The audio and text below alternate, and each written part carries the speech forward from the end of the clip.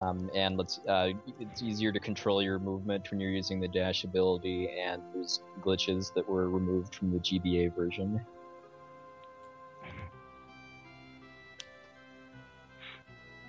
Alright, so Deln is coming up onto the Siren battle here, which is another potential RNG troll point, depending on what exactly Siren does. And also you're going to find out why they all learned the Goblin Punch magic spell in the first town too. East, Bolt, Ice are the three spells that you don't want to see her use. Yeah. If she decides to be a jerk, she can kill 2 of your people. Like, that's a lot of the early run of this game as well, like managing your Phoenix Downs, because bosses can randomly troll you. Like, you can't manipulate the bosses with the route, only the battles. Yeah, and Phoenix Downs, especially at this point in the game, Phoenix Downs are extremely expensive. Yeah, I think they cost more in this game than in any other Final Fantasy. They're 1,000 gil. And speaking of Goblin Punch, we have Incolex coming up on learning it himself.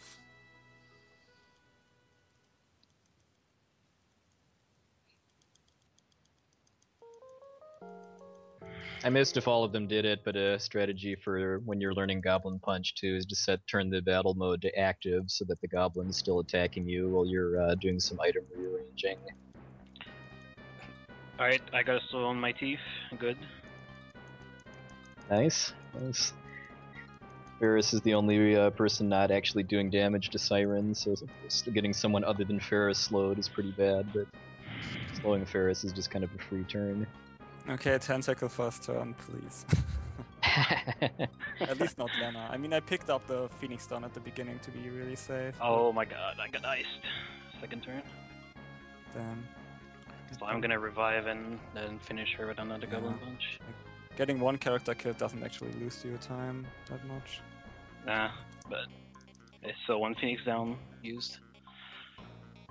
Alright, Siren down. So anyway, yeah, his characters are only level 2, but he's doing 240 damage to Siren with Goblin Punch, just because Goblin Punch it's normally a physical attack that's based on the attack power of your weapon. But if you use it on a target that's the same level as the caster, it gets what I believe is an 8 times damage multiplier. Yep. So he's basically using that to wreck 2 early game bosses that the game made really low levels for some reason. Like Siren is also level 2. Okay, so now what he's doing here on the world map with just opening the menu and then closing it is part of the encounter manipulation, because my understanding of how it works is that whenever you take a step, you have a value called a threat counter that goes up, but just based on where you are. And when the threat counter gets over a certain level, you get into a fight. But on the world map, if you open and close the menu, it resets that threat counter. So if, as part of the route, you know which tiles you're going to be getting fights on, if you open and close the menu before stepping onto them, then you can dodge them.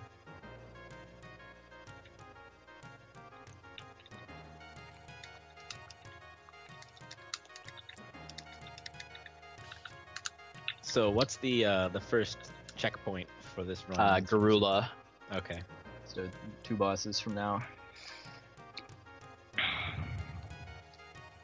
I'm sure a lot of people are really familiar with the Final Fantasy V 4-job Fiesta too, which is an awesome annual challenge thing that I highly recommend.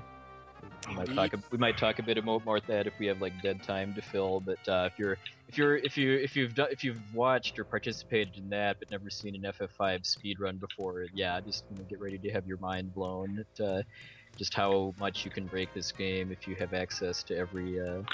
Oh man, that's some bad damage rolls on the slugs. Yeah. So he's fighting this battle on the mountain here in order to raise Bart's, Lena, Galoof. Well, he raised everybody's level by 1 basically, and get Bart's, Lena, and Galoof to level 3, and that's for setting up being able to Goblin Punch Garula, who's a really nasty boss for being low leveled. Alright. Yeah, people that got like White Mage or Thief in the Fortune Fiesta really hate that boss. Yeah. I got White Mage, I can attest to that. It was also the first time I'd ever played the game, so... Okay, I got Mute and Cure, so that's pretty lucky. Nice. That's good.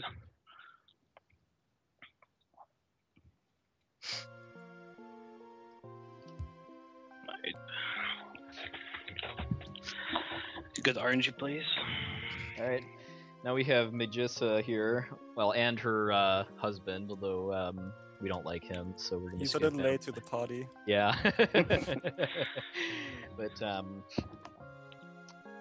this is another kind of RNG fight. I mean, it's not really dangerous, but depending on what she does, you might have to burn another Phoenix down in order to get the right setup for Gorilla, and also to not miss out on some job points, just because that's a lot of the routing for learning abilities in the run is based on bosses giving you pretty high numbers of job points. She didn't kill the right one.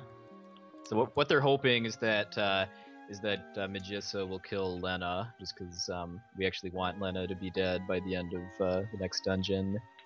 So if don't do that, please. Alright. Ferris is a close second though, because I you don't have mistake- to lower her HP I after mistake that. B with A. So I exit the menu.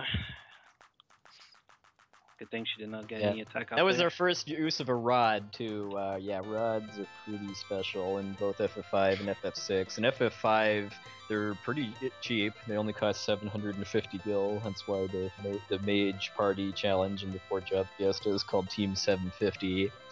And if a mage type character equips and then uses one as an item during battle, you'll break the rod and then cast the 3rd level elemental spell.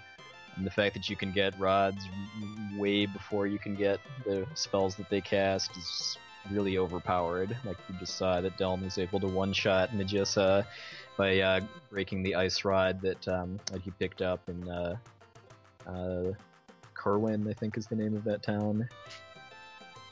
Yeah, something like that. It's different in all 3 versions of the game. And you don't get to see it very long, so... I have such a hard time staying on top of like names of stuff, just because like 3 different translations of the game, and I'm most used to this one, just because this is the first version of FF5 I played. Oh, and what you just saw Happy Squid there do too, with just walking into one of the rooms in the ship graveyard, taking some steps, then going back out. That's for encounter manipulation, and he kind of just points where it looks like they're getting lost. That usually means they're doing it in order to dodge a fight that they'd be getting if they just stayed on track. Exactly. Once in a while, when, it actually when means you they're walk getting back and lost, forth. Sorry. Dude, Oh, go ahead. I should just shut up. Sorry. Let the commentator do their job. Yeah. Kappa? We should focus on those step out. And focus on the runs as much as you need to, but we are a little lighter on commentators for this game, so if anybody wants to fill in anything I forget. Oh, yeah, I saw that coming. I saw Alex coming with that. Yeah, I'm gonna have to talk like more after the step manipulation is done, but like for the first 1.5 hours, it's pretty intense. It's really intense, just because like they were saying earlier, if they it's pretty hard to recover from getting off the route at all, even if it's just by 1 or 2 steps. You lose a lot of time if you... And it's up through, it's up through getting the airship then, or? The manipulation, it's all the way to Ramu.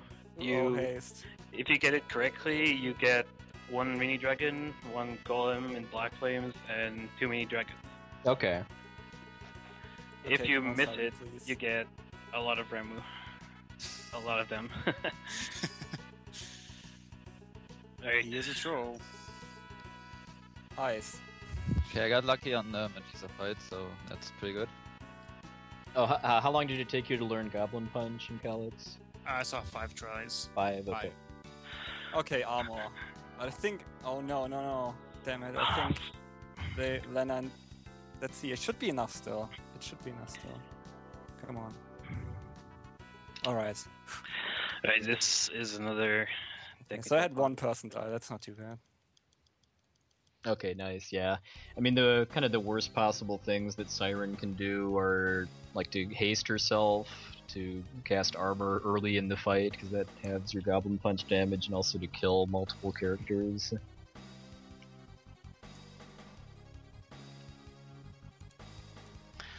So 6th step. We hit the 4-hour mark about 4 minutes ago, so hype for 4 hours. Yeah. Alright, so 6, Woo, 4 hours. 4, 5, about, 6. About 9 to go. Alright, so Horror Star, manipulation done.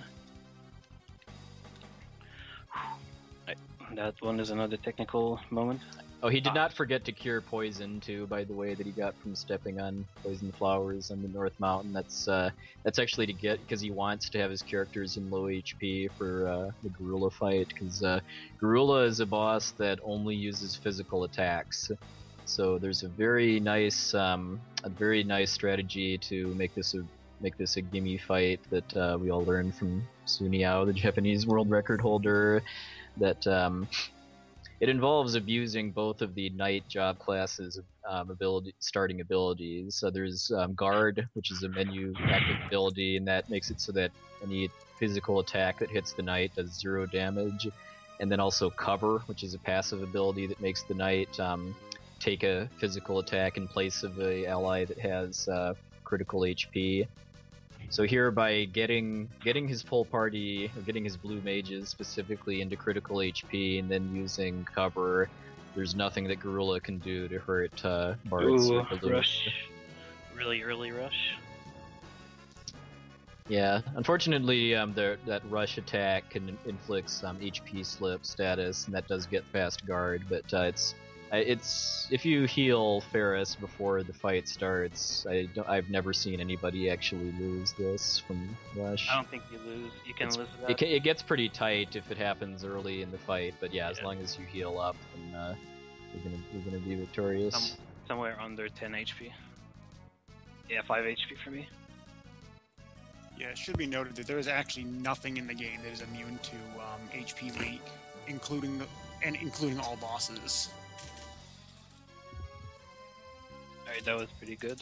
Okay, yeah, nice. Let me get the votes updated for the Goblin Punch. So let's see. So that means Elm gets 4 votes towards Mystic Quest. Kelix gets 3 towards Chrono Trigger. And then Genya gets 2 towards Chrono Trigger. And Happy Squid gets 2 towards Secret of Mana. So all of the games have votes now. The full rules for the bonus game voting is in the FAQ. It's in the stream title too, along with the poll. It's gonna be a while before we can get more points. Yeah.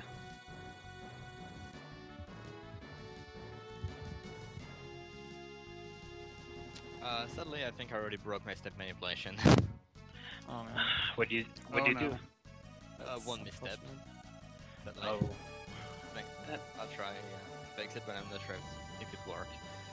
I think I saw LCC saying something about how you can change where you open the menu on the map to try to get back on track. Although I haven't actually dug into this myself yet, so I've been saving that for whenever I get back into this game. Okay, so for me, Batsa got killed, and what Povexa explained earlier, I need him in critical HP, so I had to hit him with a knife with Ferris to get him to critical again.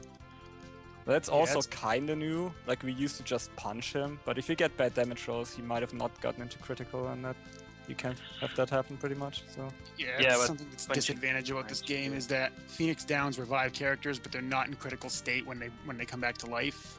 That only happens with the life spells. So when they bring somebody back with a Phoenix Down, they actually have to do some damage to them before they'll get them back into critical HP. Yeah, it's just a weird oddity about FF5 compared to all the other games too, is what Phoenix Downs do, because I think every other game that has them you're in critical, and in like FF9 you have single digit HP if you recover using a Phoenix Down. Like others it's a percentage of your HP max. Maybe that's why they cost 1,000. They work better than do in the other games. It's like we plucked these from real phoenixes. What do you guys got?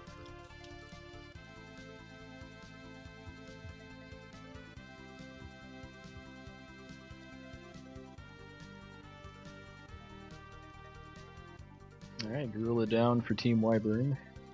Anyone, yeah, we should probably explain what a wyvern is too. Now that we're like we said a little bit ago, the PlayStation 1 version of FF5 is a very magical translation, and I missed if any of them actually encountered one yet, but No. they're not in the step route for the tower. No, you don't get any battles now. Aw, okay. Boo. Well, there's an The enemy step called route sucks. Change it. a wyvern or wyvern, depending on how you pronounce it. But I think it's wyvern. in the PlayStation 1 translation, they just probably just looked at a dump of the Japanese ROM without really any context at all. So in Japanese, that enemy is called a Wayu Barno, because V and V are basically the same in Japanese. And so so instead of wyvern, it's now Y space burn. Actually, I remember hearing somewhere that that was like a first draft of the translation that Woolsey did, and they just went with it.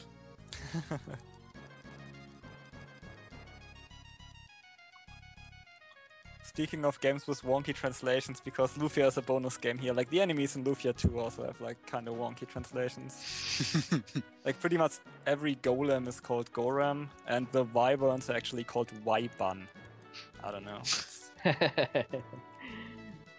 No, nothing beats the 3Y kingdom, though. Yeah, that's true. So what Dylan is doing here too is he's doing a small amount of level grinding here. He's going to fight, I believe it's 2 packs of these that are a guarantee. I mean, it's manipulated through the step route, but even if you weren't doing it, it would be a guaranteed fight in the forest. And he's doing that to split up his character's levels a bit, because when he gets to the Ancient Library, he needs to learn a blue magic spell called Level 5 Doom, which is the most game-breaking spell in the whole game.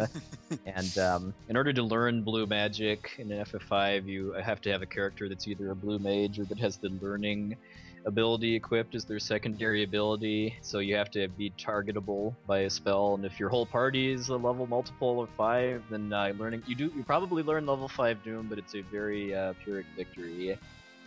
So he's grinding a little bit in order to, with Lena dead, so she doesn't get experience, in order to split up his party levels. Yes, math is the most powerful weapon in this world. I fed the route just now. Oh shit. Sorry, but that came out. Oh, did you not buy the rod or something? No. I said shit, but that's because AP said he missed the manipulation. Yeah. So anyway, when they get to Karnak, they're just kind of selling off almost everything that they don't specifically need, which unfortunately includes a few Phoenix Downs because of how much they're worth in this game. I changed a little bit of the items to sell, so you only sell 1 Phoenix Down instead of 2 from the old route. Mm-hmm. So you still end up with 6,500. Yeah, so Karnak is where you can buy more of those elemental rods, like the one that they broke to kill Magissa. So kind of a fun fact is that because you have to try to buy something from any of the shops in Karnak in order to advance the story by getting thrown in jail, but the first item you try to buy you do actually get at a discount. So that gets abused in order to get a cheap rod for 187 instead of 750. That sweet 75% discount. Yeah. Alright, Happy working on Gorilla here. No.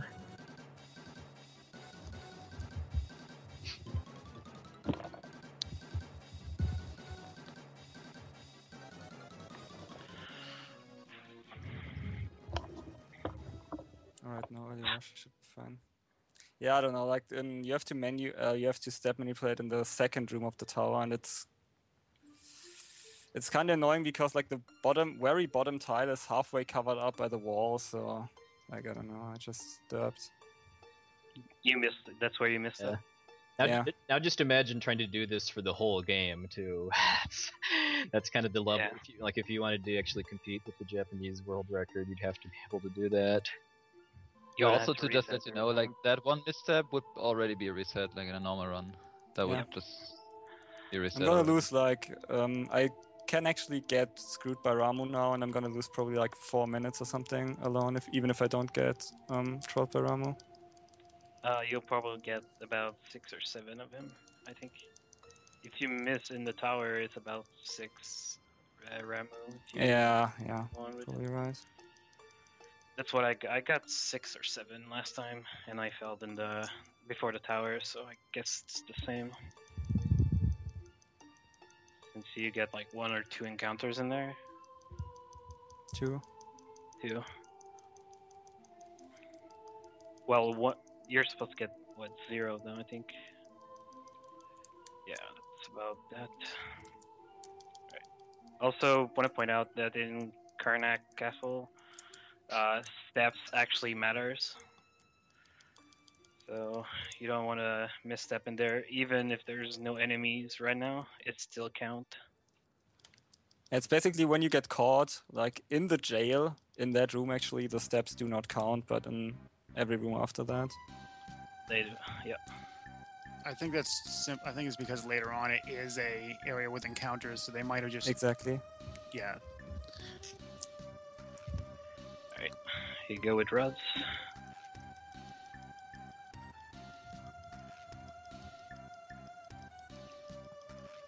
Now we're just stocking on items and spells for later bosses.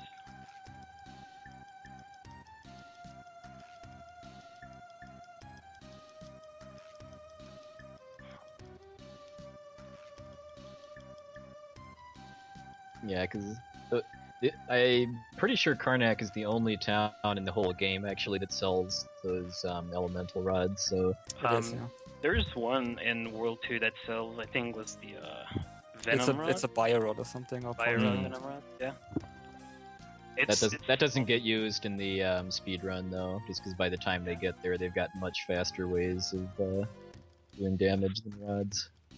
I don't think rods actually do that much damage in World 2. Yeah, it's actually pretty funny. You carry one of your fire rods, you carry all the way to almost the end of the game with you, but yeah. Also, in those elevator rooms, steps don't matter. Also. True. So if you misstep in there, you're still fine.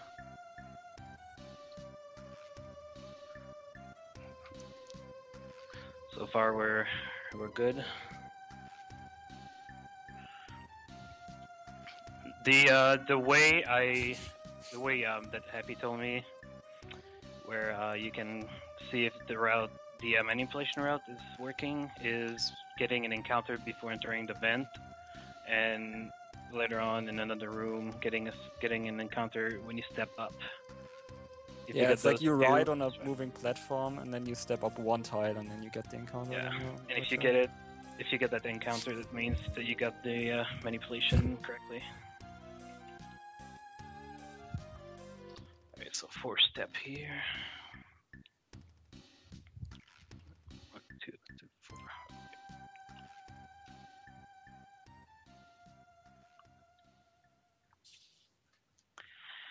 Alright, there's another change from the old route here. Instead of using Time Mage, I'm going to change Lena into a Red Mage. Actually, I'll do that when I get to Liquid Flame. I forgot to change her, but well. Even if I open the menu in here, it doesn't matter.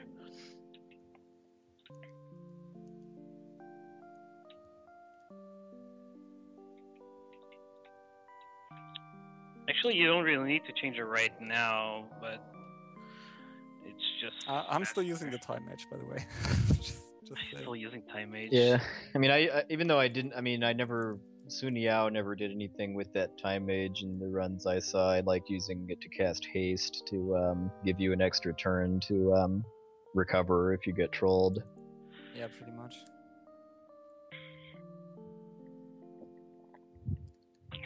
Alright, Liquid Flame time. I also got the encounter on the moving platform, so manipulation is still good. Off the moving platform, you mean? Right? Alright. If you get it while it's still on the moving platform, it's not right. Flame, I'm gonna have to use a potion on Lena here. Yeah, so Liquid Flame, yet another RNG based boss. I mean, Fortunately, most of the heavy RNG is in the first like hour and a half of the run, and then it gets a lot more kind of consistent after that. So it takes 2 ice rods to kill Liquid Flame, and every time you do damage to Liquid, we change. It's always the humanoid form to start, but after you do your first ice rod, Lena died, but that's fine. She doesn't need. Yeah. I will take that any day. Yeah, but anyway, I'll have to use the pots. So. Yeah, so it'll randomly change to either the hand or tornado form, and we really want the tornado because the hand is immune to ice, so we're not capable of killing it. So if it does become hand, then we need to attack it, like generally using Goblin Punch, because that can't miss, to get it to change again. But then that's just where it gets kind of dicey, because it'll counter as it changes too. So I mean, the best possible fight is for it to start in humanoid and then go to tornado and then die, because then it's not going to have a chance to actually kill anybody too. And it also drops a better item, because what item it drops varies depending on what form it dies in. If it dies in humanoid form, it's a fire scroll. In hand form, which you can't do in the speedrun, it's a fire rod. And in tornado form, it's a fire bow. Fire bow is nice just because it sells for a lot more than the fire scroll can. Also, the reason why I actually changed her to Red Mage was to use a rod first turn, and then have the 2 Blue Mage, one for Goblin Punch if needed, and the other for Ice Rod. But it's still RNG if one of my 2 Blue Mage dies. Did you get the hand actually done? I didn't pay attention. Yeah, I got the end, but Lena died, so that was fine. Yeah, the bad thing with the hand is that if you punch the hand, it will always retaliate with fire too. So, and that's There's a nothing you guaranteed can do kill. about it. Yep. But guaranteed apparently, just saying, but apparently I fixed it. The misstep I done, because apparently it's still working. So nice. Good job. I don't know. Good job. Alright, this is where the manipulation. Yeah, you can usually fix it if you can, if you can skip the steps before you get an encounter. Otherwise, it's pretty much over. If you get the encounter, it's over. Yeah. I got so I couldn't skip it because I was getting encounters in the tower before I could skip steps. I got 1 extra encounter on the graveyard, but apparently on the Warriors Tower I got none, so I guess it's still working. I wouldn't might take any have the chance wrong formations now, I'm not sure, but maybe you have the right location. I would not take any chances and still just try to continue. Yeah. Well, no, I mean in Karnak Escape, if you don't true. have the right formations, you might still get a battle there. Yeah.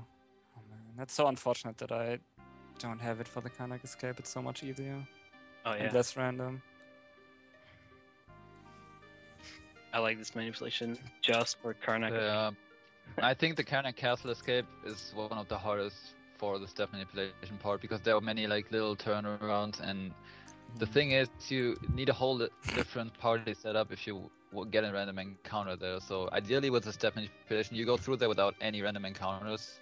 Yeah, so you can skip some menuing with that as well. That's I'm gonna try to do it. Yeah, because one thing with the Karnak Escape is that there's 2 possible random battles you can get. There's a single battle with a dog called a Karnak, which is just 2 free AP, because if you don't kill it, it just runs away anyway, and you still get its AP. But the more common encounter is a sergeant and 3 Karnaks, which if they get that fight, they do have to kill the Karnaks and get the sergeant to run away. Because I don't think it's technically inescapable. Actually, no, because you can if you have flee, you can run away from it. But it's really, really, really hard to run away, and it's generally faster and safer to just fight. But if they're doing step manipulation correctly, then they can just manipulate not getting that sergeant battle at all. And like one of them just said, that also lets you simplify your menuing for this part of the run too.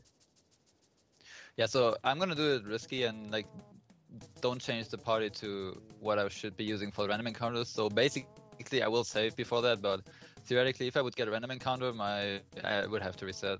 So I have to really be careful to not make a misstep.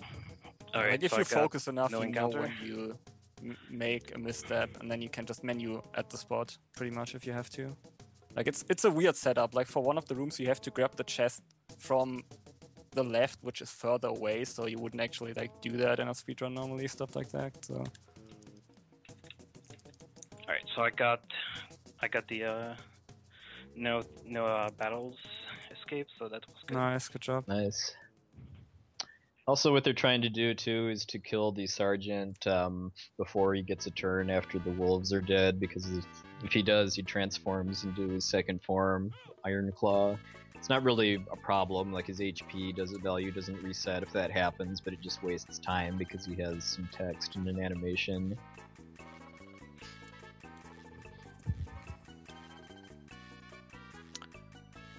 Also, since I did not get any battles or didn't get any hits, I won't have to use the pot in the library.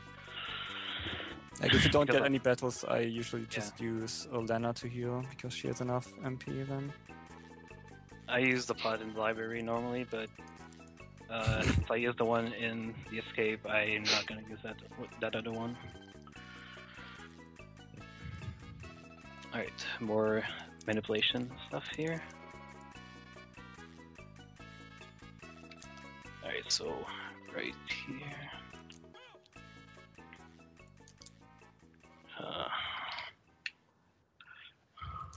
Right here.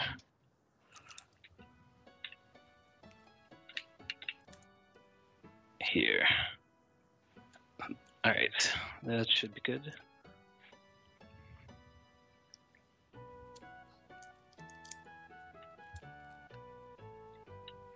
Alright, entering liquid flame.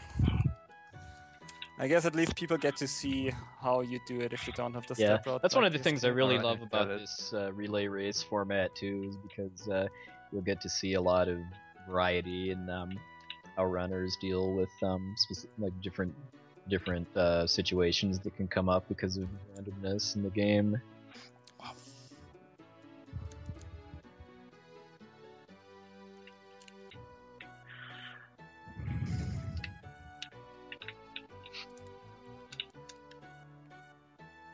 Yeah, the reason why some of them are hasting bards is just for safety, basically, because then that'll give them an extra turn in between. Oh, I have to reset. Oh god. Oh, man. I accidentally bought thunder rods instead of ice rods. Alright, please. But I Kill saved Lena. the steam ship. Oh no. Kill Lena, but that's fine since she doesn't need What do I do now? Red Mage. I'll have to revive her after the fight. You Can I can even sell a walk couple out of of the Phoenix steam Downs. ship? Wait, I didn't save in the steam ship, so I have to fight a Galura again. Oh god. Oh man. Ooh. I'm sorry guys, I'm just too nervous. Don't worry. As long as, That's okay. as you can finish, that's Got fine. a lot of relay left. Alright, and we just killed Ifrit, but since Lena died, I'll have to revive her.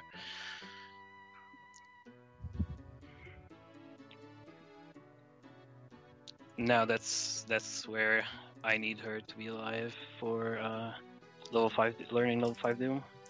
Where's the, okay. Yeah, and like LCC said too, one issue with having to reset too is that it throws off the step manipulation route too. So Blue Mage on disc, okay. a little bit of danger later on, but nothing impossible. I used the last 2 potion on Lena because I needed her to be full HP for page 64. Alright, so let's see. Right here. This is another manipulation thing, like going into this door and then coming back to get the stealth robe.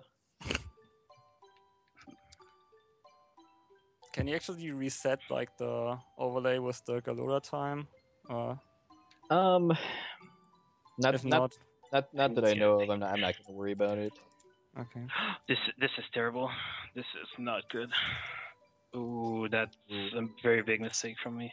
Oh, running away from page 64. No, I forgot to change him Red Mage. But that's fine. I'll still do it. 2, 4, 6, 8, 10, 12. I'll still try to get page 64 here. Not a big deal, but Please. Still on potion. That was just terrible. Alright, well, I kind of screwed it up, so I'm gonna have to farm it. Ramu! Yeah, I'm probably gonna It's get alright, Bossa doesn't need the AP. Dude, I'm doing so much stupid stuff right now. I need to get back into focus. I misread blue mage with red mage, and I did not change it. Alright. And now this is where everything fails, since I don't get page 64 at all. Yeah, because they need it's a hard requirement to learn level 5 Doom here. There's a lot of boss battles later in the run that they have to use that to win. So kind of going back to older strats now, where if you don't naturally run into a page 64 as part on your way to the boss, that you have to force the encounter.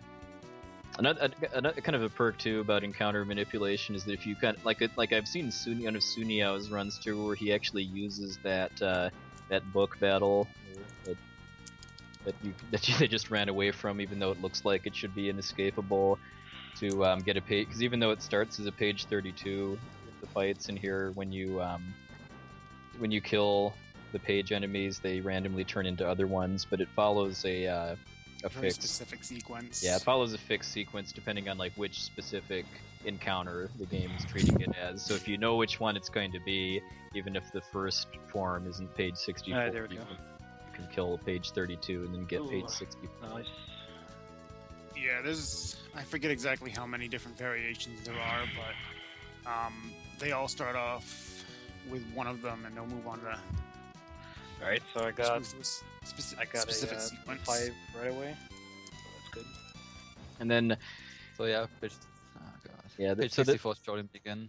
So this is random too, as far as when exactly page 64 casts level 5 Doom. I don't know if it's 50-50 or different odds as far as what it does on each turn. And and then also the reason they had a Beastmaster use Catch on page 64, but it's not because they're actually going to use the release ability. That's only appropriate to use for bears, by the way. It's in order to just end the fight immediately, because if they'd have actually done more damage, it would have changed into another one. Like, I know that's part of why Sunyao uses that book battle too, is because of which specific formation that is, then he can actually just kill page 64 and then it dies. He's showing me so hard right now. Insane. I'm gonna have to change class to White Mage to heal for now, because my HP is very low. Mm-hmm. Yeah, the first hour and a half of this run is the most stressful part, just because there's a lot that can go wrong, either because of RNG or execution. Once you've gotten some pretty overpowered job abilities and equipment, then the fights get a lot more consistent. I just killed Lena. Insane, dude. Insane. Are you still looking for it? Yeah, I almost got trolled by Biblos. Oh my god. That was very horrible.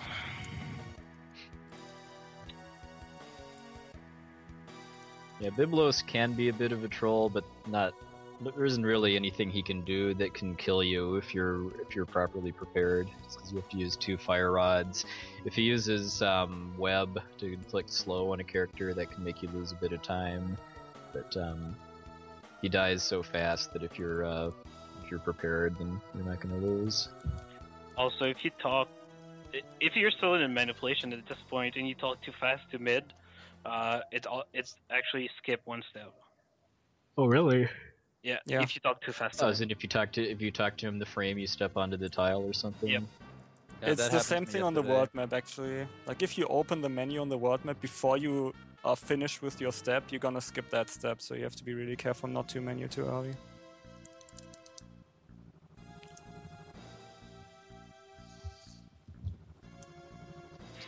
But now, the only thing that really is going to bother everyone is Ramu.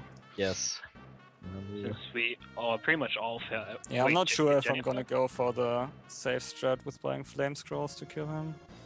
Probably should. Jenya, did you actually get manipulation or? Yeah, so far it should be working. Good Hopefully job, it man. does. But Wait, do you I just get... got trolled. I just got trolled by page 64 because he attacked like 12 times or so. I don't know. Oh. Again. So far, well, Jenna's still in there with manipulation. Wait, are you not in, Dylan? No, I've completely failed. I forgot to switch to Red Mage to page 64. Oh. So now I'm going the old way. So yeah, but you guys can see how fast, like how quickly things can break apart with the step manipulation. It's so easy to screw that up, and it's just really easy to get confused. And it's just a minor thing, but just one misstep and it's off. It's all over. Yeah, because I mean, in like an FF4, if you know which seed you're on, that can be mapped out for an encounter string. But I think that's much easier to stay on, just because since you can't increase your field movement speed in FF4, so it's a lot easier to not make mistakes. Whereas in FF5 and 6, because you can double your movement speed, and that also makes it a lot more challenging to stay on pace.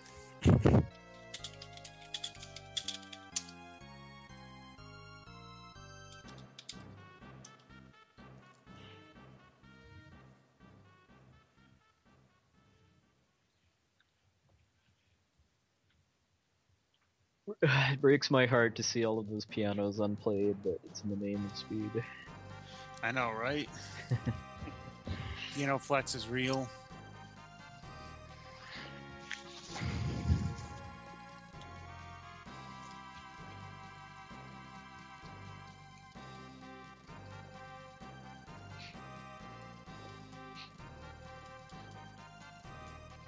The order that they finish the runs in affects how many votes they get towards the bonus game for next weekend. That's basically the prize for victory. But you can all vote too at this basement link here, or straw poll link.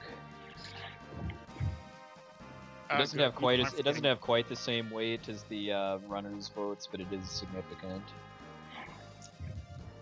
Good. People are not forgetting the piano flex.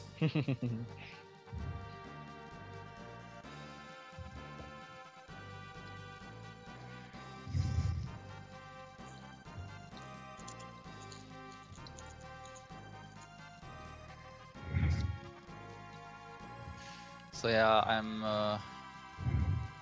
think I got through. Well, there's still something like that could happen, but I hope that this should be over. Yeah, I'm not at the boat already, but I'm in the bar. The cutscene right now. Good job, man. Wait, nice. Your manipulation's still on, I think. So Yeah. Dylan, did you have to take an extra battle then, or? Oh, dude, I took about 9 extra battles. Oh, okay. He never appeared. Well, he appeared the first time and then never appeared for about a minute. Bad. So yeah, I'm gonna get a lot of Ramu, I believe. Are you trying to kill him, or are you trying to? No, survive? I'm gonna try to dodge him. I'm gonna save though before him. Yeah. If it doesn't work, then I don't know. I have a backup strat, but we'll see.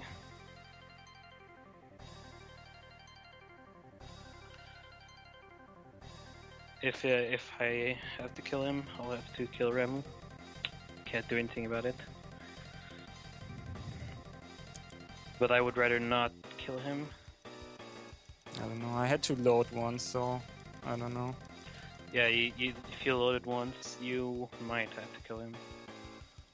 Because loading before actually encountering Ramu or Black Flames, I don't know where the trigger is, but it seems that you always get the same battle over and over. Yeah, that's something I don't really understand too much, but I've noticed it definitely that if you save and reset at some point before getting to the mini dragon grinding segment, that you can just get locked into this never-ending string of Ramu encounters. My PB for that is 39 for the record. Before I finally gave up, went back to buy flame scrolls to kill him. I don't even know how long I waited until I stopped. But that was a lot. If I remember correctly, when I was routing for Poexel and I's race back in June, I was originally planning on trying to grind on some mini dragons, and I believe the first encounter after loading the game was always going to be Ramu. I had to do some weird stuff to get around it, then I just scrapped it. Yeah, I know I did some of that in my test run, but then it ended up being more trouble than it was really worth in the end in the actual race, just because I had been running for more fights, so killing the dragons was a lot slower than. Yeah, it was pretty much the same deal here. I didn't really have any good way of killing them, so I just went down and farmed some prototypes, since I could reliably control them. Mm-hmm. Also, messing up manipulation before that gives you a chance of getting the wrong fight and not the black flames on the island. It can give you the black flame, the crescent guy, and another. Yeah. enemy. It seems pretty rare to get something other than the black flames, though, even if you're not doing manipulation, especially like on the beach tiles, it seems. Last time, I do think I had that group twice in a row. Alright, 3 gags. Normally in the manipulation, you get one fight on the water, and that's it. And it is 3 gags or shagags, and like it's spelled in this version.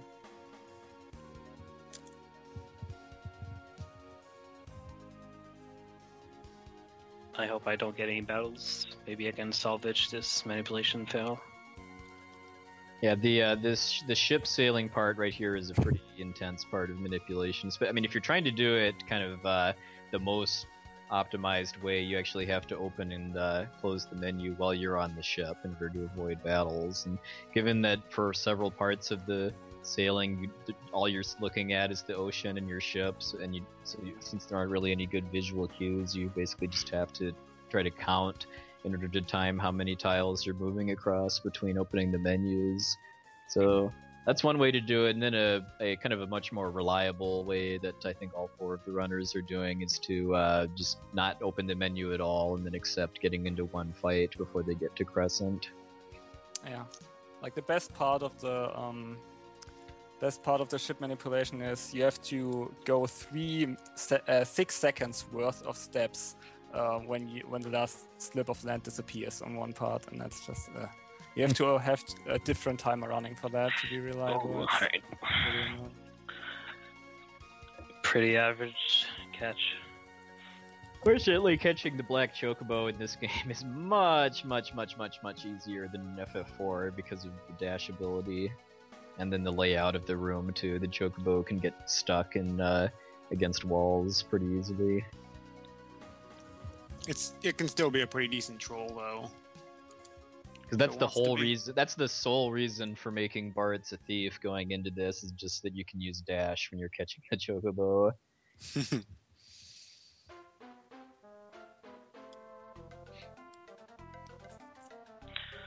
Alright, I hope this time I don't get trolled by the black flames. And not get 6 turns without a single dark shock. At least I have ice rods now. Oh, God. Also, butts for chocobo abuse. Wah! By the way, should we do the hua? We should. Fire. Body You're all slam, big fans of Mambo de Chocobo, the black chocobo theme from this game. Mage. I think it was named something different in my head. Equip optimum. There's something different that I do here, which is equipping armors on everyone else. And let's see, my HP is alright. I do this to tank the hits instead of lowering my HP, my own HP. Yeah. So anyway, what Dylan is doing on this island here after getting the black chocobo is he's farming a battle with these black flame enemies, and that's both to get some experience and money, but most importantly to learn a blue magic spell called Black Shock. I think it's called Dark Spark in the GBA version. Oh, that is a cool one with Lena. I think they really hate her. when I first started running this game, like about a year and a half, or I mean more like 2 years ago, the route involved actually fighting 10 battles with these black flames, but what they're going to do instead is a lot faster because this is a single segment run.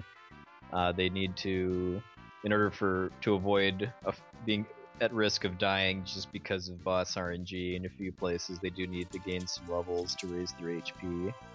But and that's going to happen after this shopping trip he's doing here in Bart's hometown. Wow, I got so trolled. Oh my god.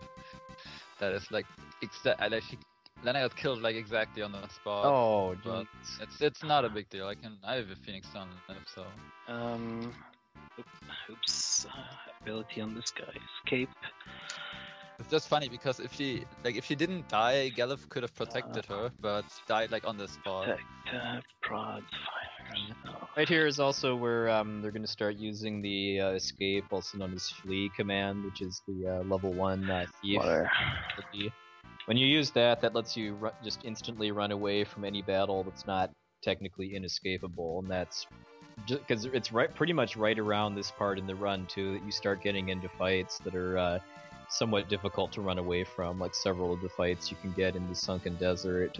So having flee makes those removes any kind of danger from those fights, because if it took you long enough to run away, the enemies could get attacks off, then there'd be some danger of gaming over just to random battle luck. But flee is able to remove that, along with the fact that thieves can't get back attack too. Alright, this I'm gonna save you. And again, leaving the menu too fast.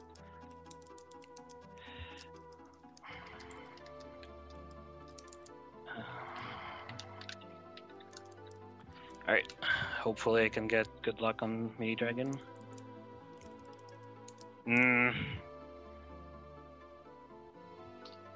I got Ramu and 1 kill already.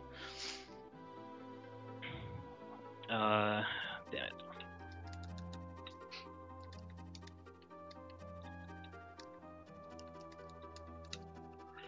That is absolutely not good at all.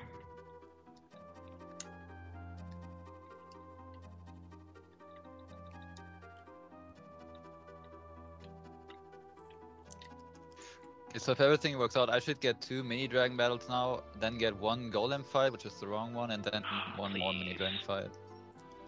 Oh my god, 2 Ramu. And here's probably the point where everyone else is going to lose a lot of time, sadly. Yep. Another Ramu. And now Bull 2. Oh dear. Okay. I still didn't get an encounter on Karnak Escape. That was really lucky. What is going on here? Screw that. I'm gonna use a tent. This is really, really bad. Bolt 2 is insta-death on anyone if he gets to use it.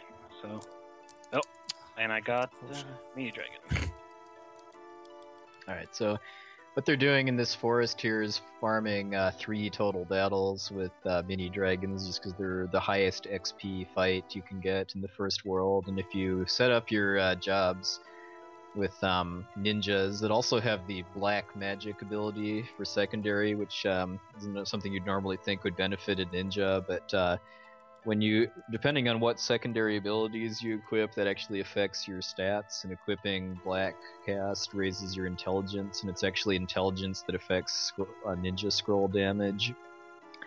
So by doing that, they're able to kill a group of mini dragons with 2 thunder scrolls. And if you're using these to level up, you have to be able to kill them before they attack you, or else they might be able to kill you, because they've got some really strong attacks. You're dead if they glitchy get Chocobo hype. Another Ramu, but this time I got preemptive, so it's not bad.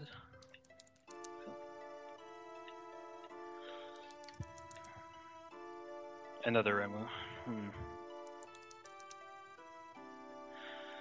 But now, since I got one mini dragon fight, I won't die in one turn or one hit anymore, unless it does Bolt 2 again. Yeah. So this right here is probably the biggest reason why, in a PB attempt, they would reset if they get off the step manipulation route, is because having to, well, not really fight so much as run away from Ramu just can eat a lot of time and make you use like extra tents and Phoenix Downs and potions and stuff. Right. One left. Alright, I think I got it. Then, yeah, okay. Turn me dragon.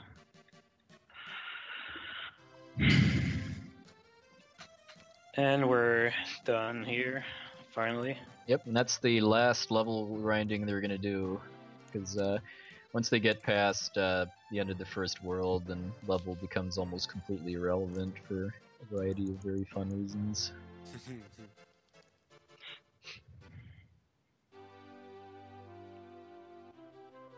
Yes, unlike FF4, where levels actually matter quite a bit, especially going into the end game, this one, there's quite a number of abilities specific to certain jobs that are basically going to break things pretty hard.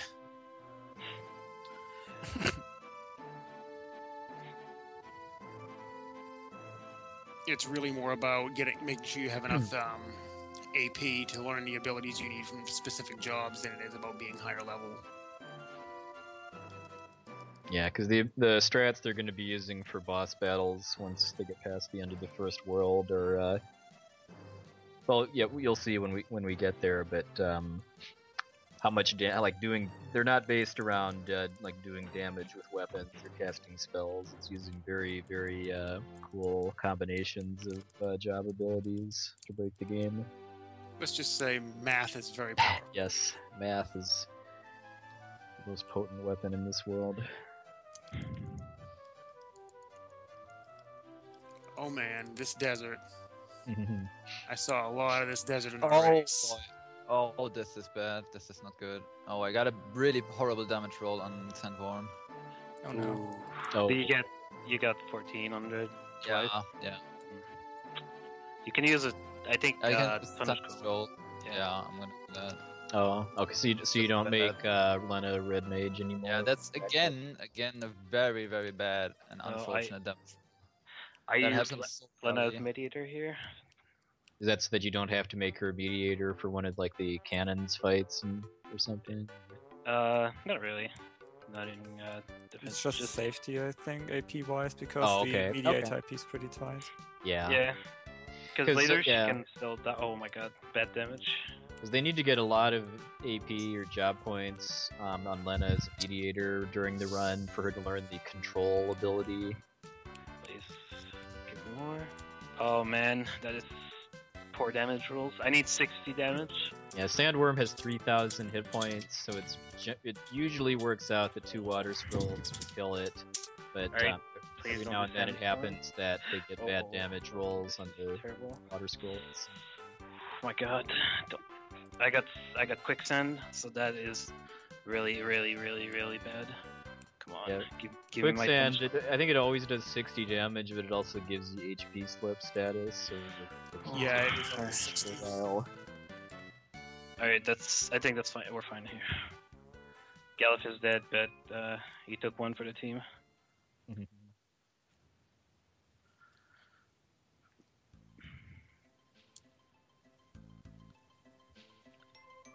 Quicksand is actually considered a magical attack, but most enemies in the game, including most bosses, don't actually have their instat is actually set to 0. So the multiplier is set to the absolute minimum of what enemies can do, which is 4. And Quicksand has such a low base power that it will always do 60 damage unless something actually has a magic stat. So most of the time you're going to see it will only be 60 plus the HP leak. That's the first time that it actually does Sandstorm on me. Yeah, same here. It's pretty sick actually that it happens twice. Yeah, I was getting scared to not take too many damage from that. Oh Alright, man, a bear. So yeah, since I didn't use the tent earlier, and I still got 2, I'm gonna use one here right now. Oh my god, all these bears. You guys are leaving behind crucial measurements here.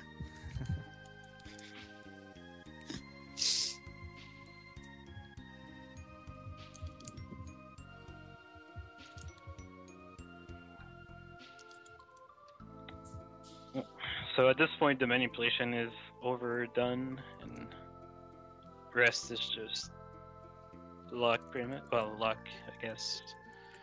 Executing boss setups and stuff. Like Yeah, that. execution on bosses, and that's pretty much it. And Hydra. Oh my god! Yes. Please don't say that. Just don't even call its name. I don't know, I feel like it's soon, so I have to talk now.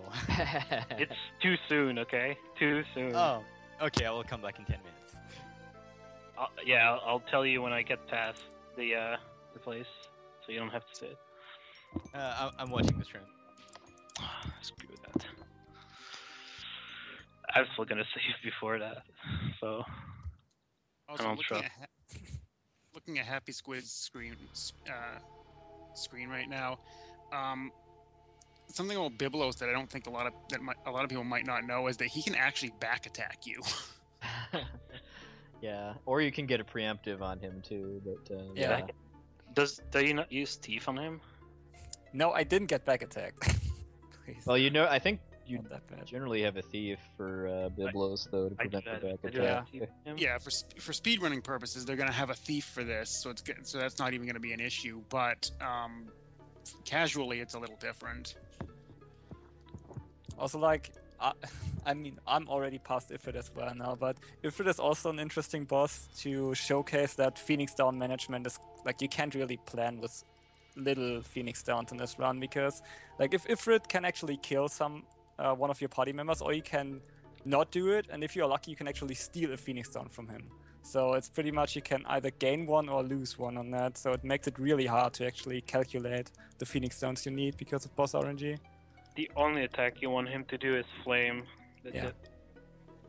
Anything else is bad. Yeah, like Fire 2 will generally kill someone. Even his normal attack, I think. The same can with one-shot Biblos, as well. like And there's Biblos quite a can few fights one too shot. where they can't have somebody be dead coming out of the fight, or else they'll miss job points, which would mess up the route for learning abilities. Does anyone of you like want to explain the glitch that will be coming up for me now? I don't. Yes. Maybe So, that's a little bit explanation. Yeah. So anyway, so what they're going to be doing right immediately before getting the airship is a glitch that only works in the Super Famicom and PlayStation 1 versions of FF5. That's a big part of why we're doing Super Famicom with English patch instead of Game Boy Advance. Is that and another glitch that's used at the very end of the run. So, kind of like in FF4, there's a glitch that you can use to get a lot of money with very minimal effort. And in FF4, they were able to make like a massive number of copies of I think it's either a shield or a spear, depending on what route you're using. It isn't quite as big, and it's both a little harder to do, and it's not quite as strong in FF5, but you can still use it to get all the money you need for the rest of the speedrun. And that's by kind of abusing an underflow glitch, where when we're about to see when they fight Cray Claw, the next boss. Cray Claw has a coral sword that you can steal, but if you take a weapon out of your inventory and equip it, you can actually have a ninja throw nothing from the empty slot that equipped weapon was in. And then if you then steal an item and it goes into that same slot, and then you consume that item some way before the end of the fight, either by using it if it's like a potion or elixir or something, or by throwing it if it's a weapon, then when you win the fight, you'll have 255 of that item. So they're about to use that trick on Cray Claw in order to get 255 coral swords, which they can then sell for about 350,000 gil. And in a kind of a marathon safe route, you would they're pretty much going to go buy a huge stack of Phoenix Downs with that money at their first opportunity. Also, safety save. Here, this can troll you really, really badly. Yeah, because stealing chance without a thief glove or anything is just 40%. So and Cray Claw is really dangerous, and you Yeah, need pretty much I all got of your first party try. alive. First try, nice. Yeah, Wow, that's nice. pretty lucky. Yeah, I- getting that first steal first try really helps, just because, I mean, there isn't anything that Cray Claw can do that can one-shot you, but it has an attack that reduces you to critical HP, and it can also inflict slow status, so you'll have to start using healing items to stay alive if it takes you multiple attempts to steal the Coral Sword. Alright, come on, give me Yeah, first the try. problem is that like the Muko thing he does also inflicts like the damage leak, the HP leak status. So if he does the attack that reduces 2/1 and then he That's does the true. Mukos, you're pretty much instantly dead. Alright, Yeah. I'm gonna And use since it also potion slows, like if it slows Ferris, you're gonna have a hard time because you're not getting much steal off them. Come on. Give me that first try. Yeah, I Yeah, got so it. when you see it says M5 for their number of Coral Swords, it's really 255 because that's the highest possible value that the game can. Dude, but I since- cannot do that. I need to revive Lena for AP here. I cannot do it without her. Since it can only show 99 because that's that's supposed to be the max, then we'll see 99. Alright, well, screw that's fine. Fine. Unlike FF4 where it's black space 5. Yeah. Alright, It just gives up and trying to actually display how many you have. I got trolled, but I got it first try, so that's good.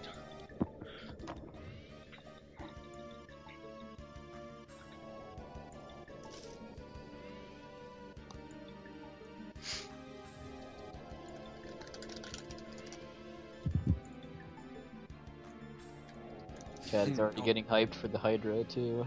No, Magus is Wait. on top of things as usual. Okay, we should No. probably explain what the Hydra is too. So, after they get the airship, then they have to go fight the Adamantoise to get the adamantium in order to be able to get to the Sky Ruins where the Crystal of Earth is. And there's a random encounter you can get in the Sky Ruins called a Hydra that has a slight chance to cast Poison Breath, which is a blue magic spell. And so yeah, there's a slight chance that you can get that fight and it can use Poison Breath before you can run away, and then you die.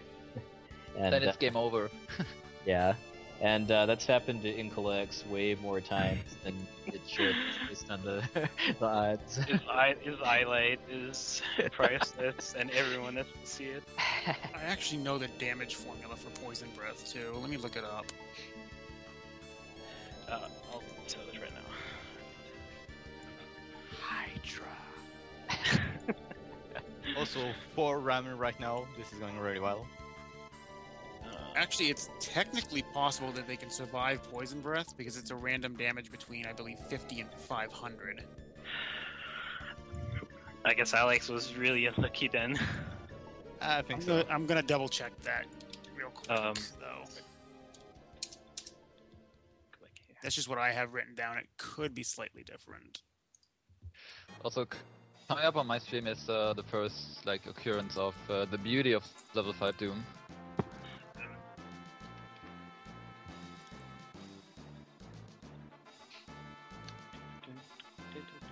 Yeah, I like to call this first grade death by math for the Adamantoise battle, because I don't remember offhand what Adamantoise's exact level is, but it's a multiple of 5, so all you have to do to win this fight is to cast level 5 Doom.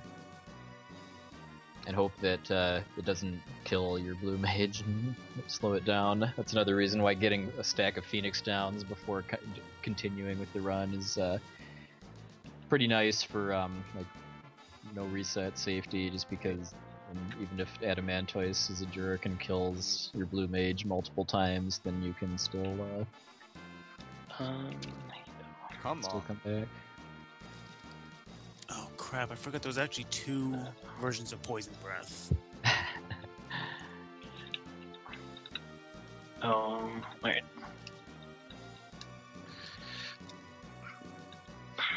Let's hope I get good luck on that. Yeah. And So for the mini dragon grinding, I mean, another kind of safer strat to use is to buy some fire scrolls, because then if you get like about, I think it's like 8 or 9 fire scrolls, then your ninjas are actually capable of killing Ramu, and that just removes the fight from the set that you can get, so you won't come back. But so it's kind of up to the runner, and if they want to be prepared for that, or just hope that either that their step manipulation makes it not happen, or that they get lucky and get enough mini dragons that it's not an issue. All right.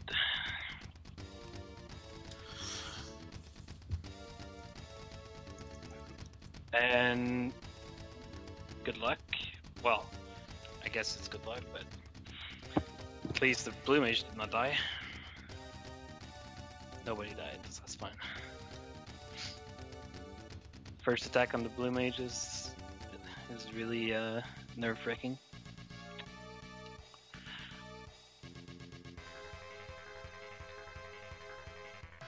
Currently resetting for me gives me better luck with the mini dragon. Like I got the mini dragon every time I just did a reset. That's pretty nice.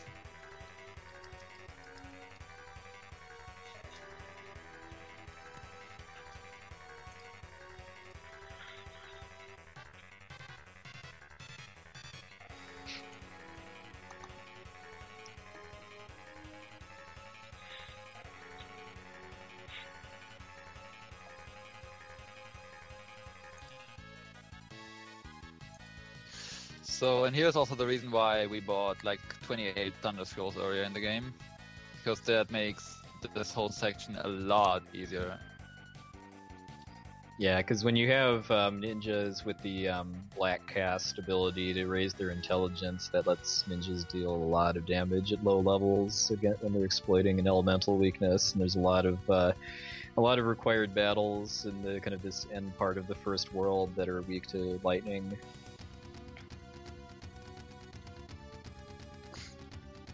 Okay, I've got it now. This document is labeled wrong, but it should be 50 to 500 damage for poison breath. If my number. And I guess unless you're in Calyx, in which case it's probably like 497 to 500 for the damage. Or you might be unlucky like me and have your thief die right away, so you can't escape. Well, technically it would be 495 to 500, but close enough. Alright. I save ride for this just because of Hydra.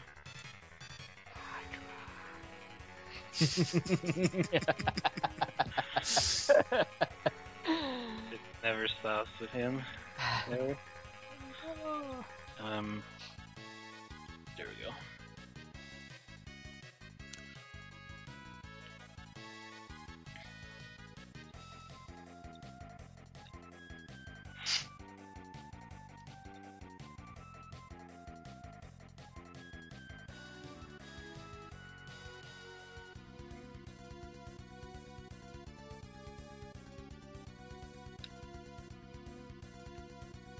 Right, so the last cutscene basically before they're able to leave for the Sky Ruins. Alright, so so Jenya's approaching the Sky Ruins now. So for the there's 5 battles you have to fight before you can get into the actual dungeon with these flame guns and then missile launchers. I mean, with the ninja buffing, these are all easy. You just use 2 Thunder Scrolls. And then Lena is a mediator, also known as a Beastmaster, for this whole section, not actually to do anything, but to gain AP towards learning a pretty expensive ability called Control, which lets you take over enemies and control what they do, just because that's needed later on as part of the route for learning blue magic. That is a very nice ability if you want to farm it. If you want to farm experience and job points. Yeah, like controlling shield dragons. Yeah. How long did I do that for? Like World 3 wasn't even a problem. It was just X death at the end of World 2 that I needed a ton of levels for, and I think I was on that for like an hour or something. Yeah. What we're talking about too is actually a race that we did about 3 months ago at the start of the 4-job Fiesta season, where we both had random jobs per crystal that were chosen on by community voting, and then we did a race. It's tons of fun. We ended up only being about 40 minutes apart after 12 hours 12 almost. hours, yeah. That was fun but exhausting. Yeah, with advantages and disadvantages for different parts, because like I had Thief as my starting job, which is really bad for Magissa and especially, but then Still, I think, like, given the fact that you both had completely different parties, it's kind of amazing that you still managed to finish within such a close time frame. Yeah. Oh yeah. Yeah. We both cut 12 hours too, was kind of the goal. Alright, here we go. Alright, so Genya is fighting the Saw Cannon, also known as the Soul Gun in the PlayStation version. This is a pretty nasty boss normally because it can give you both old and HP slip status, but it's a joke with buffed ninjas, because you can kill the launchers before they actually attack you, and then it takes several turns for the cannon to charge, and then with the amount of damage he's doing, it's gonna die before it actually gets to shoot. Are you lagging, Porxel? I'm a little actually a bit behind Nirm's pages. I think. I was gonna say, I think he's a little bit past that. Okay. Yeah. You must be in the fortress already. Then Hydra. Please don't even. Yes, I do. Okay, I actually got the mini dragons kinda quickly, even though I had to reload it sometimes. Because actually it's kind of funny because the stream is actually ahead of what I'm seeing in OBS. I think that's just because of the lag of working on a machine that's in Sweden and in North America. Alright, here we go. We're entering the room. Hydra.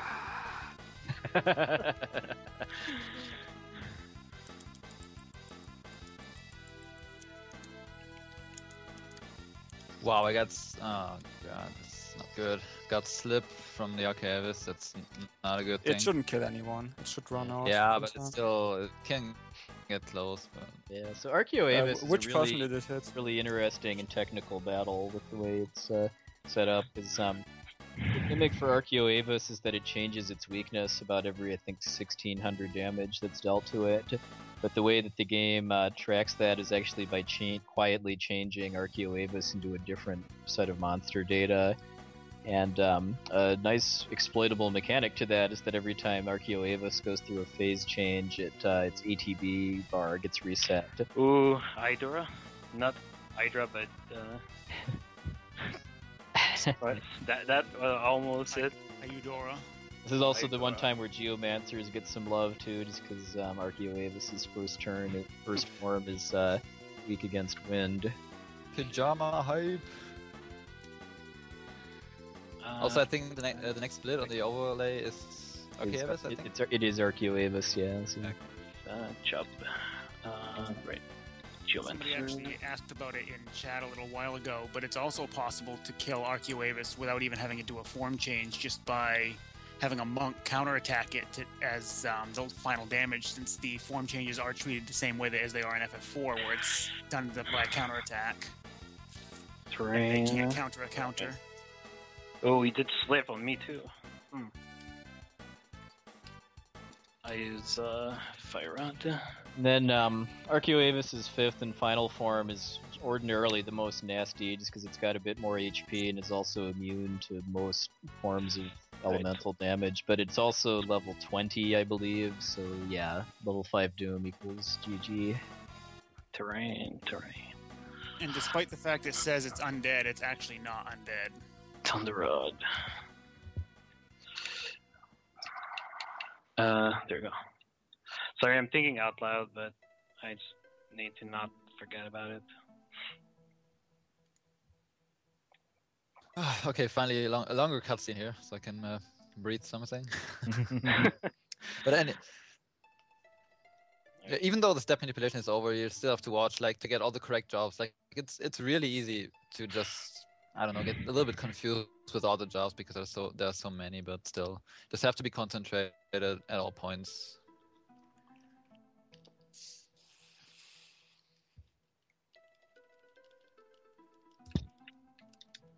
And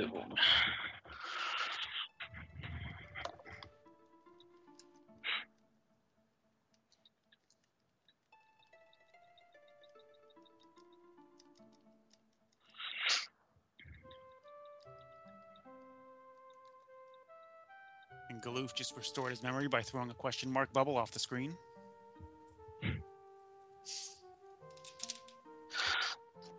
all right, now I can breathe a little bit.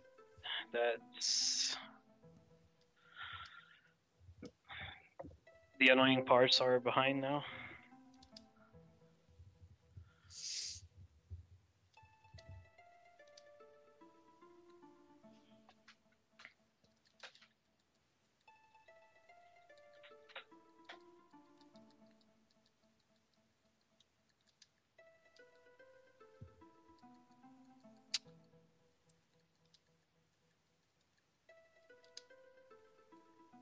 Oh, come on. Please kill the Corasaur. But it breaks Dragon Dark's heart to see a bear run away from. I know. Bears are the official unit of measurement in FF5, by the way. Yeah, because capturing a bear with a Beastmaster and then releasing it is very strong. Yeah, it does. If the target has no defense, it does a little over 2,200 damage. And going back for a moment to the race Boexel and I did back in June, one of my classes was Beastmaster, so I had to get very familiar with what I could catch. And for most of World 1 and the beginning of World 2, bears are very, very powerful.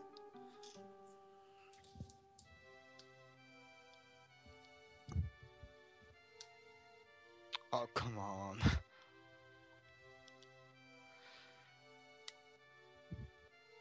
I hope you saved before that.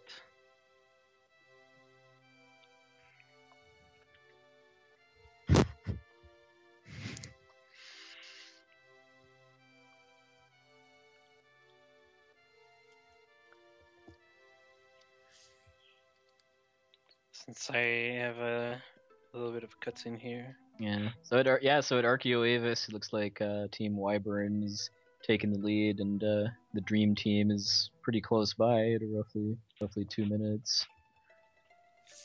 We're still not even really at the halfway point of the relay, too, just because all three of the games back to back were roughly about 13 and a half hours, so long ways to go.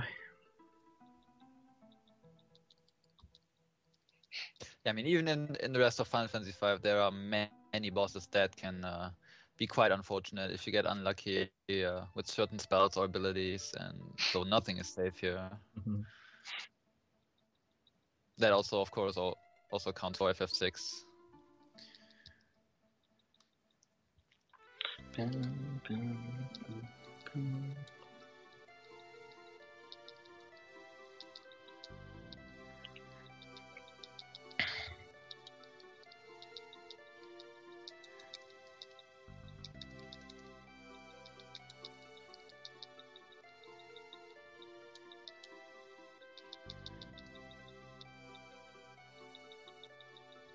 Yeah.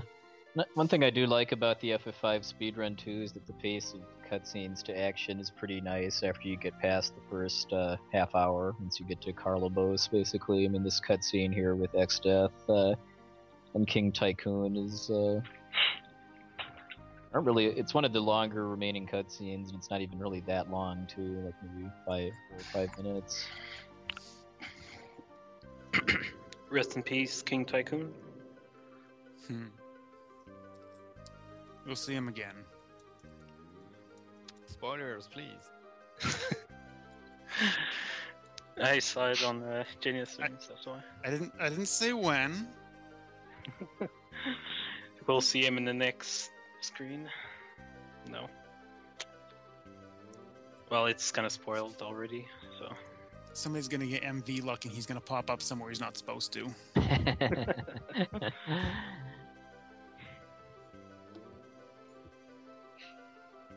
Alright, and then With the defeat of Archaeoavis too, they now unlock all of the jobs that they get during the course of the run. It is actually all of the jobs that are in the original version of the game, except for Mime, which is a secret job that you can't get until the third world.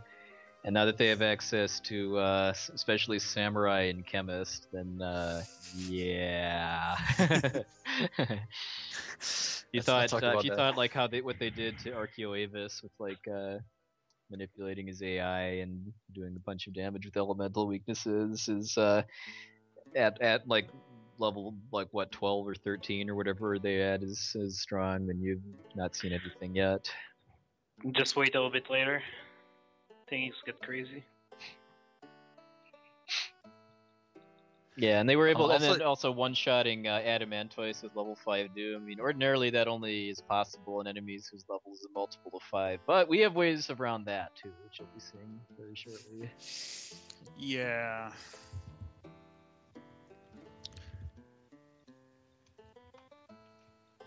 Also, if you see like some of us change the jobs for particular boss fights into seemingly random jobs like Mediator or Bard later, something like that.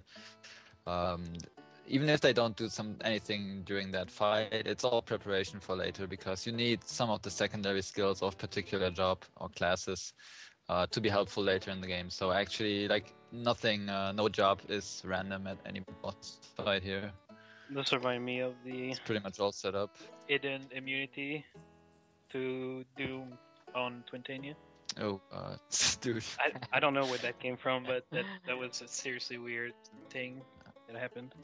Yeah, so if people are just tuning in and missed the Cray Claw battle and the other streams, what he's doing here is he's doing an item underflow glitch where he's tricking the game into letting him have -1 coral swords by kind of glitching out a slot in his inventory and then stealing this coral sword into it, and then also throwing it back at him to remove it.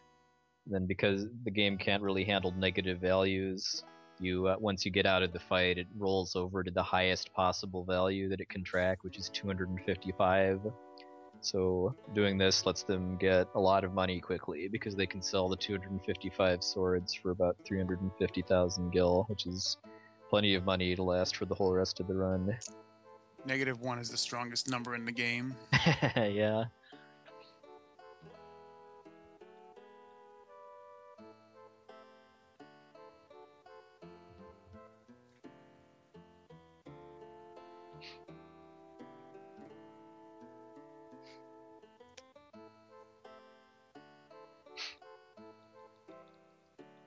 Looks like Incalix dropped offline. I'm trying to get him back. What? That's not Alex, normal. drop. It's not back? I'm refreshing it now. Let's see if it comes back. Rip Alex.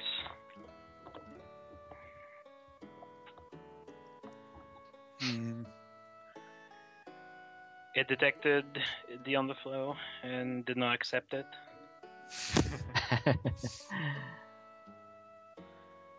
Blame Hydra. Are you able to check if you're still actually streaming to the RTemp server? It's not coming back when I refresh it. Well, it seems okay for me. I don't know. So coming up for me is a boss which, like, especially in the 4-drop PSI, can cause a lot of problems. Fortunately, it's not a big problem for a speedrunning route, but Samurai. Oh yeah, this guy. Yeah, when you get a chance, maybe can you disconnect and reconnect from the RTemp server and see if that fixes it? Yeah.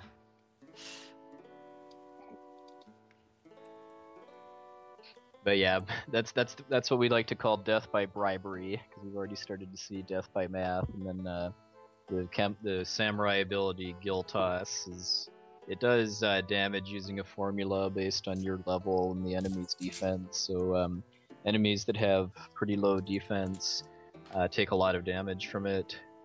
So you can one-shot the Poroboroses, and if you kill all 6 of them at the same time, then they can't revive each other.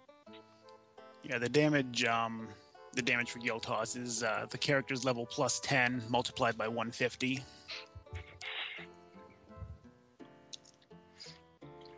It is affected by the enemy's defense, so it can be reduced in that manner. And the actual amount of money it takes. Is it back? Yeah, it's back now. I don't know what happened. It's weird. Okay, we're good now. Okay, then Dylan and Jenya are both kind of coming into a short boss rush we have at the end of World 1. It's like Jenya is just using the Gilgamesh strategy where you heal up to full, so if the Chimera Brain, also known as Manticore, uses Aqua Breath, that it won't kill you. And that's one of the reasons for doing that mini dragon grinding. Another strategy I've seen is to use Beastmaster's Tame ability to paralyze it, and that lets you not have to worry about Aqua Breath at all, so you don't have to heal.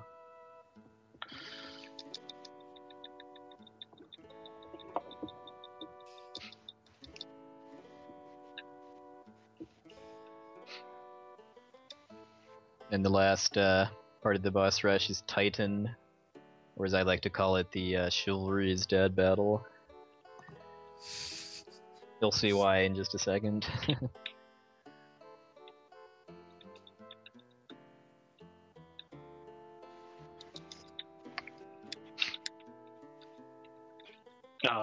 No, that's the wrong class.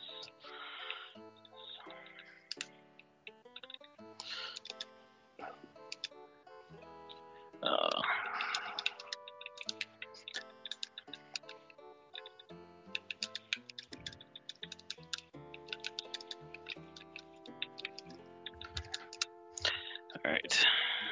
Hope that's enough.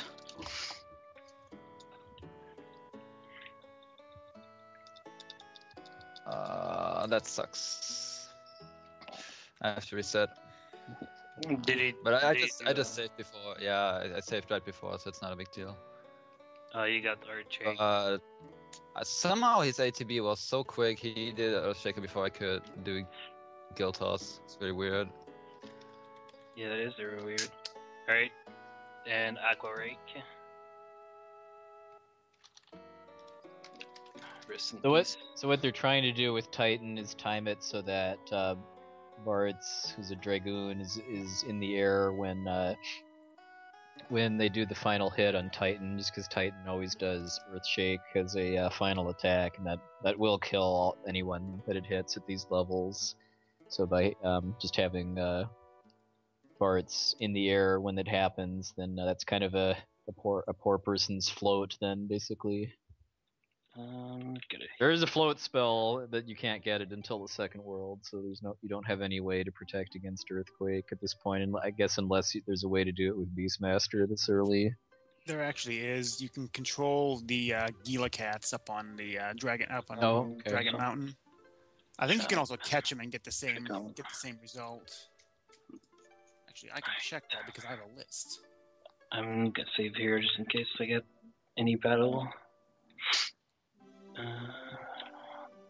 Yep. I think they're called Galacat. Yeah, Galacats in this version. They actually cast float if you catch them. Okay. Alright. Let's go with Titan now.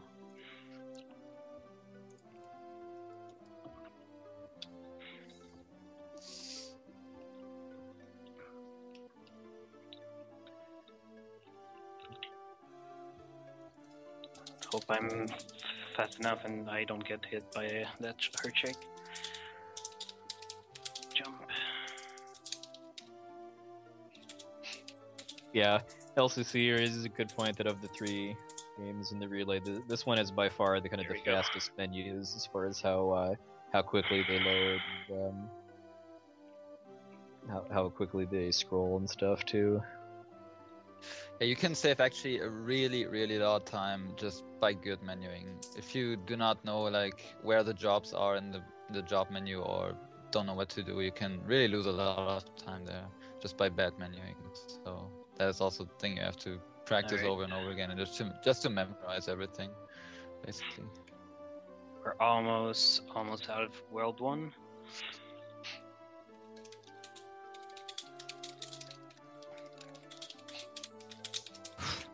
Did drop All a right, frontier so attack. Jenya just entered World 2. At the start of World 2, you're stuck on this island, and in order to continue the story, you have to use a tent. If you don't have tents, I mean, the one fight you can get drops one every time, and if you win enough of them, eventually you'll have a cutscene where one of your characters will say to use the tent. But after that, you have a battle with an abductor, and you can actually either win or lose, and it's much faster to lose to win to continue the story. And there's a pretty fun way to lose as quickly as possible, but it'll be something that I won't spoil until after he does it.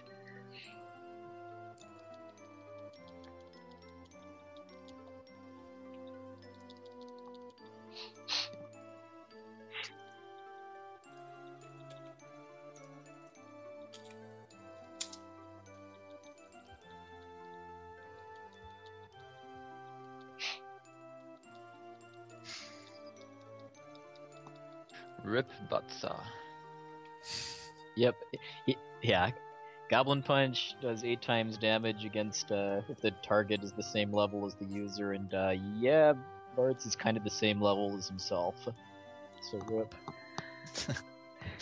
Video game logic. That logic is perfectly fine. No one says anything bad about the logic. And then...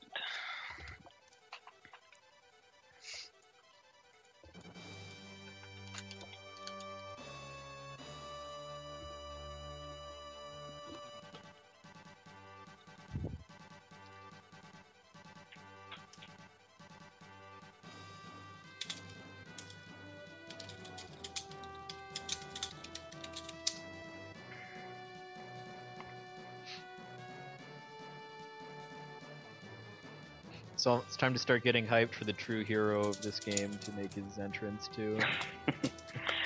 I guess he already has in Jenya's stream.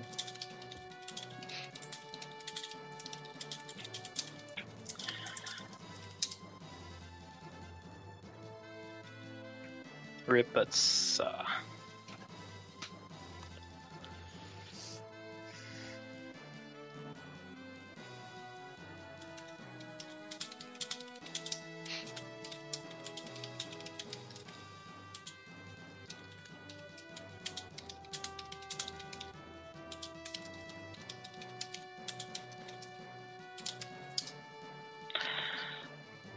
I'm not gonna do like Happy Squid did last time. Change the samurai, I think 2 tiles before Gilgamesh, and got a fight on the tile just before that fight. Mm-hmm. Even a back attack, like didn't die from it, but that's something I want The to get. usual Q I use is the second torch, and that's like 1 tile off. So I got an encounter on the 1 tile I had to move while I was a samurai.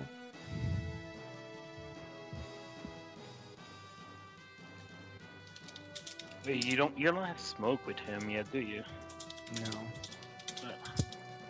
I don't think so. I mean, it's not worth it. You should just do it on the last tile and be careful not to overstep it. That's it.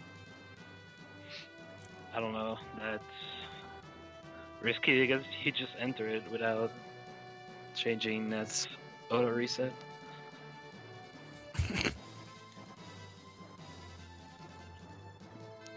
I said I was going to safety save a lot, so It's a Hyodora, dude. My heart. Yeah. Hyodora. This doesn't Apparently really Gilgamesh count though, just likes because it's money got a the lot. wrong music, so this isn't really the first Gilgamesh battle as far as we're concerned. But yeah, Gilgamesh is very, very, very susceptible to bribes. I'll give you money if you. Yeah, we throw a bunch of cash at him, and then he suddenly remembers he needs to be somewhere else. That actually fits his character like perfectly. Yep. Yep.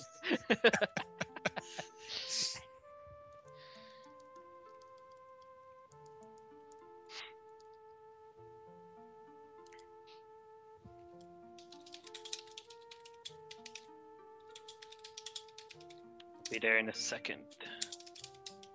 Just after I save here.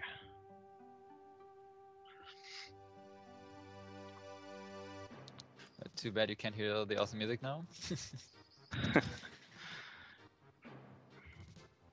World 3 is It's in probably the, the best. it's in the team. playlist I'm cycling through and streaming the boost.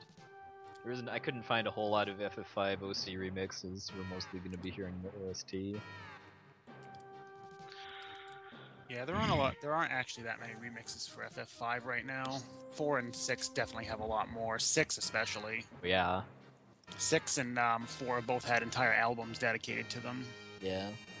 Which is what's in the playlist other than the OST. Yeah, 5 has a partial album done for it, but apparently it's supposed to be like a 4 or 5 part album, and they've only done 1 so far. Yeah, that was several years ago too, so can't say I'm too optimistic that it's going to get finished. I'd like to see it finished. Oh yeah, same. I'd love to see an FF9 remix album too. I think I see somewhere that's in the works. Alright, I'm just need about to to kill remember the Archaeoavis. Okay. Yeah, I'm watching on Nirm's page now. Okay. Should be more up to sync than the OBS is. There we go.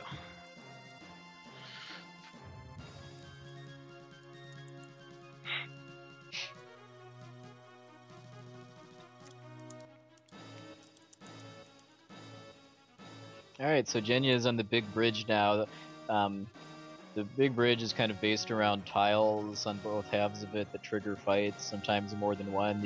If you do it right, the only battle that you can't avoid is that first one with the 3 little chariots. Once you're past that, if you kind of avoid certain tiles that trigger the fights, you can get all the way to the end without any more. Yeah, the second passage is a little bit trickier than the first, so I gotta watch out here. Mm-hmm.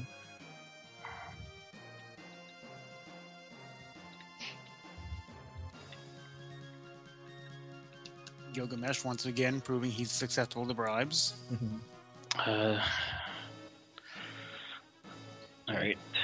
Unfortunately, we're also coming up on the end of the time we're allotted to be on the Twitch TV main page, so if anybody's watching just from the page, please come on over to twitch.tv/poexol to watch the rest of the relay, because we've got a ways to go too.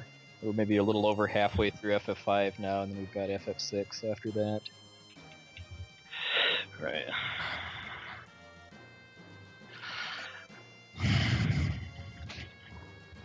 Dun, dun, dun, dun.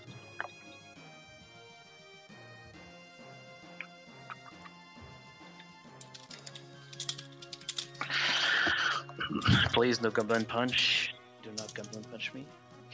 Yeah, that's actually ironically one of Gilgamesh's nastier attacks, just because of how much damage it does. Jump is pretty strong too, but he always does it after he buffs himself. I mean, probably should have mentioned too, one of the part strategies for the Gilgamesh 2 battle too is to time the Gil tosses so that your characters all have full ATB bars before you trigger his phase change, just because then he buffs himself. And you want to be able to finish him off in one more round of Gil tosses, or else it'll get hairier. Dun, dun, dun.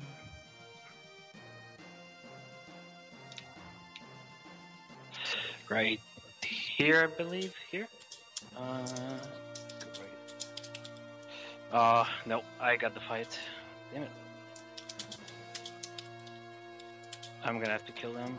Did you save? Did you save? Or I saved before, but I'm gonna skip a. gonna go for it? Yeah. Yeah. Because even though like they're stacked for bear on healing items because of the underflow trick with the coral swords, there's a bit more routing where their levels matter coming up too. Just because when they get to Exdeath's castle, they need to learn level 2 old. So they're trying to line it up so that they're level 14 when they get there, and fighting extra battles on the bridge can cause some issues with that if you fight too many of them. I'm gonna have to play safe on the Magic Dragon. I'm gonna have to actually run away from the fight after capturing both of them, so I don't get levels. Okay.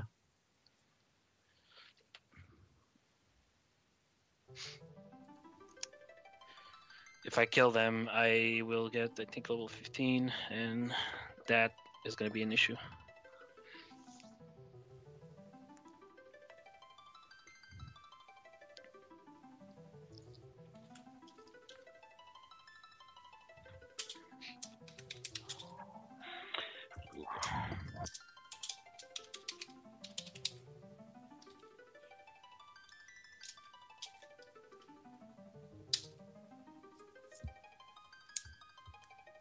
Official bear flex emote.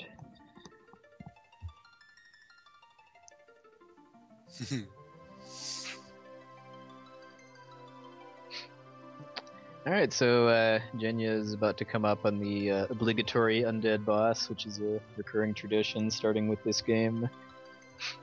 'Cause I think this is the first game where it's actually possible to one-shot undead enemies with healing items, because you can cause damage in 4, like when they were fighting Mylon Z, they were using high potions, also known as Cure 2s, to cause damage to him, but starting with this game, you can use like stronger healing items like elixirs and phoenix downs to actually kill or reduce to single-digit HP. So for Tyrannosaurus, this next boss, there's two different ways to exploit that because of it being undead. You can either use a phoenix down, which will kill it in one shot, but it also has a miss chance. And there's also a kind of a more consistent strat where if you use an elixir, that'll reduce it to low HP, and then using a potion will finish it off. So it's kind of runner's choice on what they want to do, just because the Phoenix down strategy is faster if you get it like first try, but you can't miss. And if you haven't in a kind of a more serious route, you wouldn't actually have a huge stack of Phoenix downs at this point, because you'd be holding the coral swords until the next part in the route where you'd go shopping, and that hasn't actually happened yet. Okay, Jenya got first try Phoenix down. Yeah, so just to give you an idea, like yesterday, as we already said, we did a race, and yesterday it actually missed 3 times for me. So it's not that natural to have a Phoenix down hit. And you will notice later, a little bit later in the game, that it can also cause problems if you want to use it on yourself. So Phoenix downs just don't automatically hit.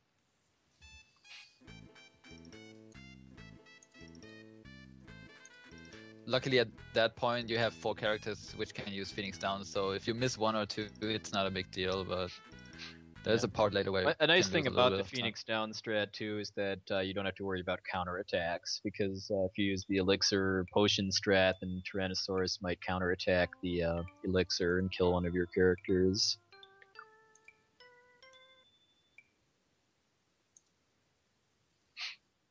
Seems like most Japanese runners do that, although they also don't use glitches in this game, so they're very low on Phoenix downs for the whole run. So anything that can conserve them helps.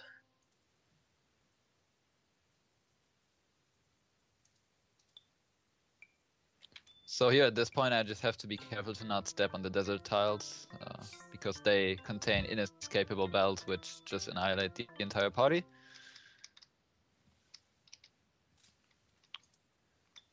Little fun fact on my first playthrough on this game, I didn't know that, and I actually went straight through the desert, and I did not get an encounter. So it is actually possible to go through there, but I would not recommend doing it in a speedrun, because it's completely random. Alright, first try. Nice.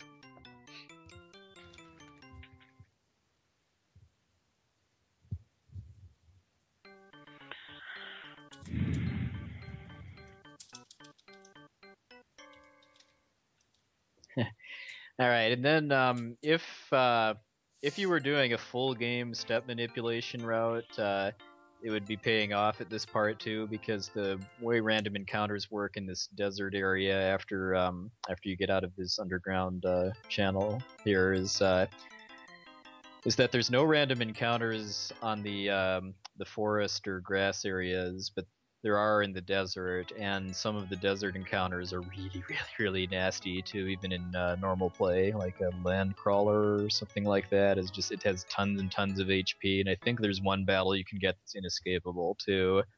So if you were doing a step manipulation route, you'd be able to just avoid getting into any fights and cut through the desert.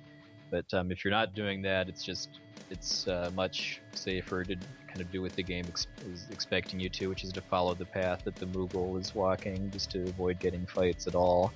If they're doing that too, they don't need to use the menu trick too, because the game doesn't check for battles outside of the desert. Here.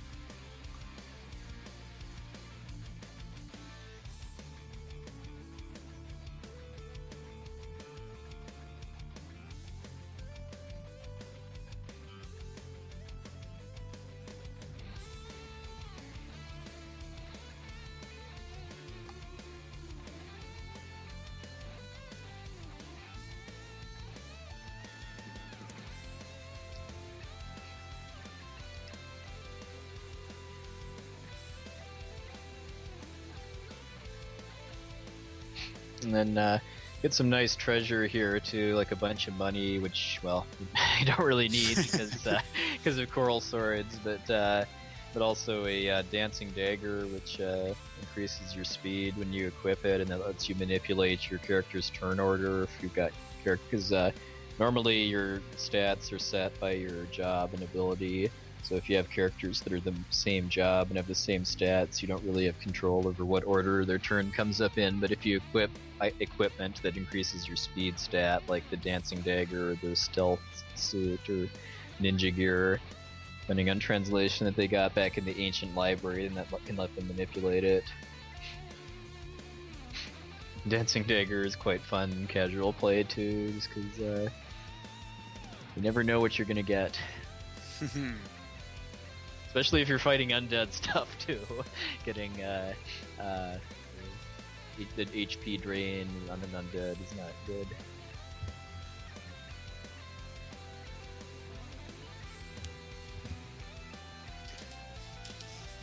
Actually, like with the kind of newer route we are doing, since we are buying 3 running shoes at the end and not 2, actually the 10,000 gold you find in there are kind of helpful in the end game, so that you do not run out of money on the extra spell. Oh, okay. But like, I haven't tested out how much money you need, but 10,000 is helpful, and since you just go buy and pick it up, it's not a big problem. You can also do it with 2 running shoes, but like getting an extra pair of running shoes makes the last battle like a half a minute faster. Oh, nice. I like to say. Yeah, so that's haste why is you a also... really big deal in this game. Yeah. Yeah, because it pretty much doubles your the rate that you get to take turns, which is a lot more than in 4 or 5, or 4 or 6.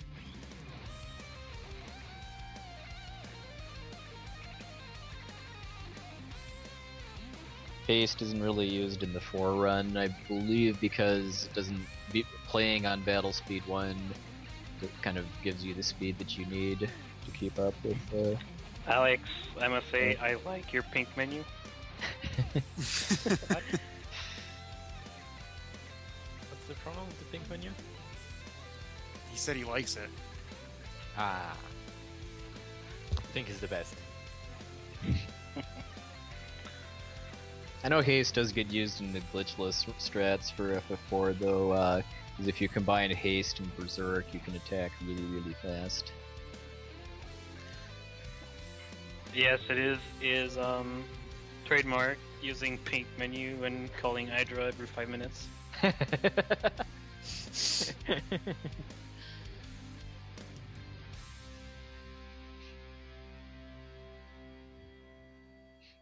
Alright, so Jenya is picking up the exit spell, and this telepo, which is quite useful.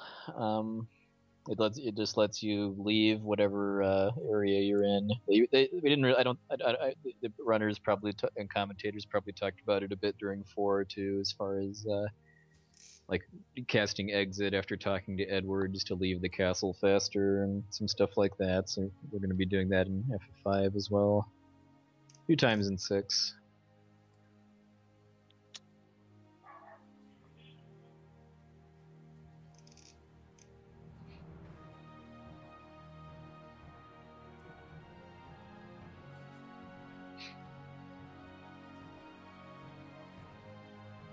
But then after all these cutscenes are done, they are leaving to go try to find a dragon grass plant to cure the flying dragon.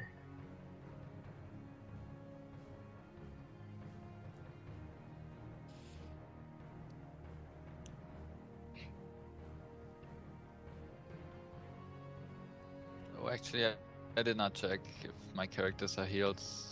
Whatever. So this, I wouldn't even call it boss, but essentially this boss, I mean, he gets killed immediately, but he gets a turn. If he decides to crit one of my characters, he might die now, but I don't think it should be a big problem. Yeah, pretty rare for this boss to do anything. Normally he does only use Hurricane. Yeah, it usually just does an attack that reduces the character to single-digit HP and then immediately dies to bribes. Or actually they were healed, so it's no problem.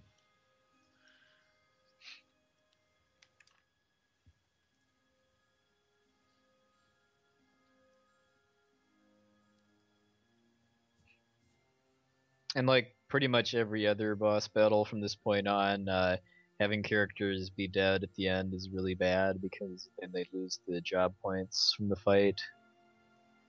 And it's very for some characters and abilities, it's very tightly routed too, as far as getting just barely enough points to learn abilities that you need and to learn them just in time for when you have to use them. Because like for a lot of the end of World 1 and the start of World 2, Lena is a Beastmaster in order to learn the control ability, which is a pretty expensive ability. And you need that by about the midpoint of Exdeath's Castle.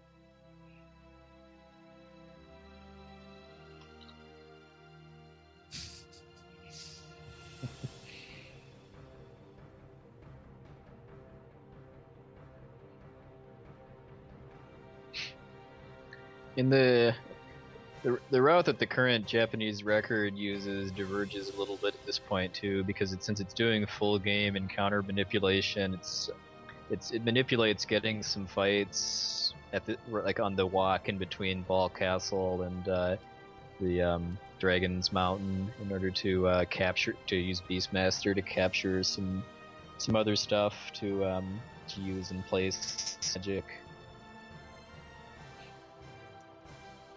It's pretty clever and really nice if you get it, but I mean you heard how stressful trying to do the step count manipulation was up until Ramu, and keeping it going full game takes a lot of practice.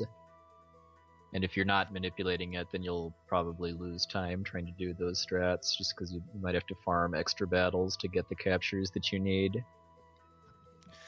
And you would also have to think, like, if you're doing the full game manipulation, it could possibly be that you're like 3.5 hours into the game, do one misstep, and have to reset the whole run because it's not working anymore.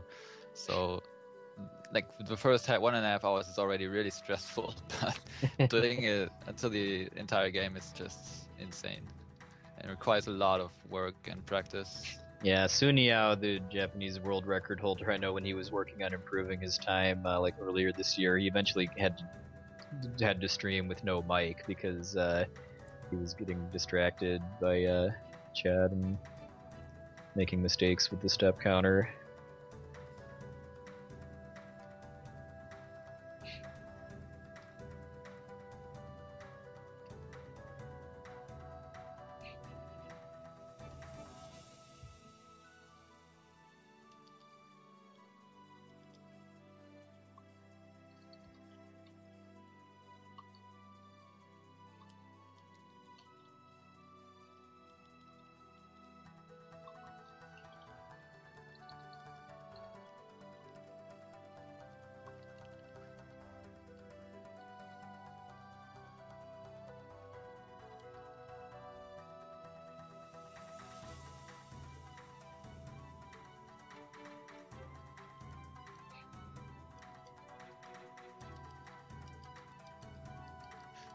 Also, like rather soon coming up are the Dark Shocks. Are you guys actually keeping track of those, like individually, or how do you want to do that, like for the incentive?